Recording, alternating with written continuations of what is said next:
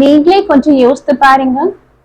எப்பெல்லாம் நீங்க ஆண்டவருக்குள்ள இருக்கீங்களோ அப்பெல்லாம் உங்க வாழ்க்கையில எவ்வளவு பெரிய பிரச்சனை வந்தாலும், எவ்வளவு பெரிய போராட்டம் வந்தாலும் உங்களுக்கு பயங்கிறது இருக்காது. என்னைக்காவது ஒரு நாள் நீங்க பைபிள் வாசிக்காம இருந்து, இல்லைன்னா ஜெபம் பண்ணாம இருந்து, ஏதோ ஆண்டவருக்கு பிரியமில்லாத ஏதாவது ஒரு சின்ன பாவங்கள் செய்தா உங்களுக்கு ஒரு சின்ன பிரச்சனையா இருந்தா வர அந்த சந்தோஷம் காணாம போயிடும். அந்த பிரச்சனையை குறிச்சு ஒரு பயம் வரும்.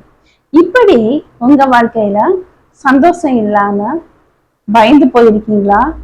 சோர்ந்து போயிருக்கீங்களா? இன்னைக்கு ஆண்டவர் சொல்றாரு, என் மகனே மகளே, சோர்ந்து போகாத, பழையபடியும் எழும்பி என் பக்கத்துல வா, நான் உனக்கு சந்தோஷத்தை தருவேன் அப்படின்னு சொல்றாரு.